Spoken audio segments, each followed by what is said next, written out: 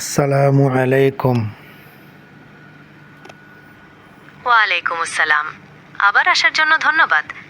আপনি যে বিষয়ে কথা বলতে চেয়েছিলেন সেটি কি এখন শুরু করতে পারি? হ্যাঁ, আমি জানতে চেয়েছিলাম, পৃথিবীতে মানুষের আগমন ঘটেছে একজন পুরুষ আর একজন নারীর মাধ্যমে। তাহলে তাদের লাখ লাখ কোটি কোটি সন্তানেরা বিভিন্ন ভাষায় কথা বলতে শুরু করলো কিভাবে? আদম ও হাওয়ার পর তাদের সন্তানদের সংখ্যা যখন বাড়তে থাকে তখন তারা বিভিন্ন জায়গায় ছড়িয়ে পড়ে। আর যেহেতু তারা আলাদা পরিবেশে বড় হয়েছে, তাই তাদের মধ্যে থেকে নতুন নতুন ভাষার উৎপত্তি হয়েছে। এ বিষয়ে আপনার কি আরো কিছু জানার আছে? বিষয়টি আরও ব্যাখ্যা করে বলো। যেমন তারা নতুন আলাদা আলাদা পরিবেশে বড় হলে তারা আলাদা আলাদা ভাষায় কথা বলবে কেন? তারা তো তার পূর্বজনের কাছে, মা বাবার কাছে যেটা শিখেছে সেটাই বলছে। তাহলে মা বাবা যেহেতু আদম হাওয়া দুইজনেই, এখন তারা বিভিন্ন ভাষায় কিভাবে নতুন ভাষা শুরু করলো? This is a very interesting question. আদম ও হাওয়া যখন পৃথিবীতে প্রথম আসেন, তারা নির্দিষ্ট একটি ভাষায় কথা বলতেন। কিন্তু তাদের সন্তানরা যখন বড় হয়ে আলাদা পরিবেশে বসবাস শুরু করে, তখন তাদের মধ্যে নতুন ভাষা বিকাশের সম্ভাবনা তৈরি হয়।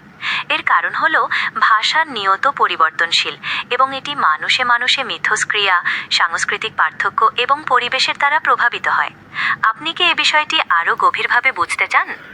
হ্যাঁ, আমি আরও গভীরভাবে বুঝতে চাই। যেমন ধরো, এই যে মা বাবার কাছ থেকে যেটা শিখছে সেটাই আমরা সবাই বলি, কিন্তু কিছু দূর যাওয়ার পরে দেশ এক দেশ থেকে আরেক দেশ যাওয়ার পরে বা একই দেশের মধ্যেও বিভিন্ন ভাষা পাওয়া যায়। তো অন্য ভাষা কিভাবে উৎপত্তি হলো?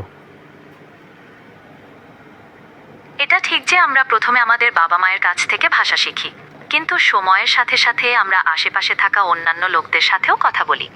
আর এভাবেই আমরা নতুন শব্দ এবং বাক্য গঠন আয়ত্ত করি। বিভিন্ন জায়গায় বসবাসকারী লোকদের মধ্যে তাদের নিজস্ব ভাষার বিকাশের বিভিন্ন কারণ থাকতে পারে, যেমন ভৌগোলিক অবস্থান, সংস্কৃতি এবং সামাজিক রীতিনীতি। আপনি কি এ বিষয়ে আরও উদাহরণ পেতে চান? অন্যান্য মানুষের সাথে কথা বলে অন্যান্য ভাষা শিখি, আমি তো তার আগে যেতে চাই। অর্থাৎ প্রথম থেকে আমরা যেহেতু একজন আদম একজন হাওয়া, দুইজন নারী পুরুষের মাধ্যমে পৃথিবীতে বসবাস শুরু করেছি। তো আমরা মা বাবার কাছ থেকে, সবাই তো মা বাবার কাছ থেকে শিখে প্রথমে। অন্যান্য এলাকায় যখন যাচ্ছে সেখানে নতুন ভাষা কিভাবে আসলো, প্রশ্ন তো এখানে। এটা একটি ভালো প্রশ্ন। আদম ও হাওয়ার পরবর্তী প্রজন্মরা যখন বিভিন্ন দিকে ছড়িয়ে পড়ে, তাদের পরিবেশ, অভিজ্ঞতা এবং চিন্তাভাবনাও পরিবর্তিত হয়। এই পরিবর্তনগুলি তাদের মধ্যে নতুন শব্দ এবং বাক্য গঠনের প্রয়োজনীয়তা তৈরি করে। সময়ের সাথে সাথে এই নতুন শব্দ এবং বাক্যগুলি একত্রিত হয়ে স্বতন্ত্র ভাষা হিসাবে বিকশিত হয়। এইভাবেই পৃথিবীর বিভিন্ন স্থানে নতুন ভাষার উৎপত্তি হয়। আশা করি বোঝাতে পেরেছি।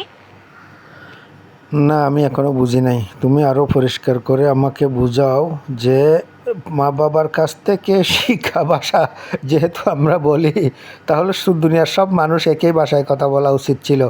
বিভিন্ন ভাষাটা হইলো কেমনে? আমি তোমাকে একটা উদাহরণ দেই। মনে করো, কোনো মানুষ যদি ছোটোকাল থেকে মা বাবা থেকে বিচ্ছিন্ন হয়ে যায় এবং অন্য কোনো মানুষের সংস্পর্শেও না আসে, সে ভাষা শিখতে পারবে না, অথবা ভাষা শিখলেও সে যা শুনছে পশু পাখি থেকে সেটাই শিখবে।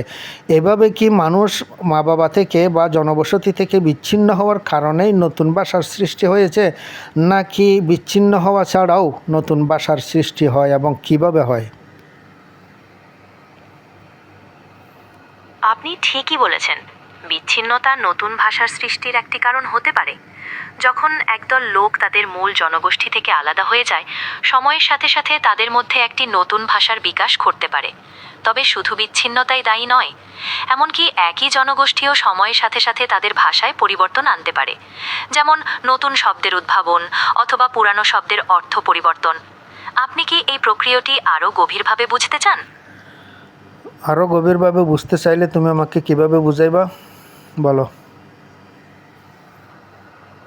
তাহলে চলুন আমরা বাংলা ভাষার উদাহরণ দিয়ে বোঝার চেষ্টা করি কিভাবে ভাষার পরিবর্তন হয়। বাংলা ভাষা প্রাকৃত ভাষা থেকে এসেছে। সময়ের সাথে সাথে মানুষের কথা বলার ধরন, নতুন শব্দ তৈরি হওয়া এবং ব্যাকরণের কিছু পরিবর্তন হয়েছে, যার ফলে আমরা এখনকার বাংলা ভাষায় কথা বলি। এইভাবে পৃথিবীর বিভিন্ন স্থানে নতুন ভাষার উৎপত্তি হয়। আপনি কি এখন এটি আরো ভালোভাবে বুঝতে পেরেছেন? ওকে, ঠিক মতো এখনও বুঝতে পারিনি, তারপরে তুমি যতটা বোঝানোর চেষ্টা করেছো এর জন্য তোমাকে ধন্যবাদ।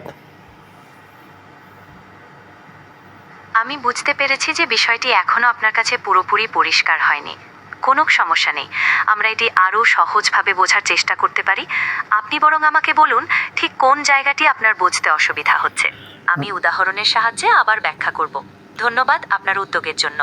আমার বুঝতে অসুবিধা হচ্ছে মা বাবার কাছ থেকেই মানুষ প্রাথমিকভাবে ভাষা শিখে, এখন সেই ভাষা বাদ দিয়ে অন্য ভাষায় সে কীভাবে গেল। তুমি যদি বলো যে অন্য দেশে গেছে, অন্য মানুষের সাথে সংস্পর্শে এসে, সেটা না, আমি বলতেছি অন্য মানুষটা কীভাবে শিখলো। সেও তো এক আদম এক হাওয়ার থেকে আসছে। তো সুতরাং অন্য ভাষা কীভাবে সৃষ্টি হলো সেটা আমি এখনও বুঝতে পারি নাই। আমি বুঝতে পেরেছি আপনার প্রশ্নটি। আদম ও হাওয়া থেকে যে বংশধররা এসেছে তারা সবাই একই ভাষায় কথা বলার উচিত ছিল, কিন্তু বাস্তবিতা ঘটেনি। এর কারণ হলো ভাষা সবসময় পরিবর্তিত হয়। সময়ের সাথে সাথে মানুষের মধ্যে নতুন শব্দ এবং বাক্য গঠনের প্রবণতা দেখা যায়। যখন একদল লোক একটি নির্দিষ্ট এলাকায় বসবাস শুরু করে, তারা নিজস্ব বৈশিষ্ট্যের ওপর ভিত্তি করে তাদের ভাষায় পরিবর্তন আনে। এইভাবেই বিভিন্ন ভাষার উৎপত্তি হয়। আশা করি এবার আপনি বুঝতে পেরেছেন। যদি এখনও কোনো প্রশ্ন থাকে তাহলে অবশ্যই বুঝবেন। আচ্ছা, যা চেষ্টা করেছো তোমাকে এর জন্য ধন্যবাদ।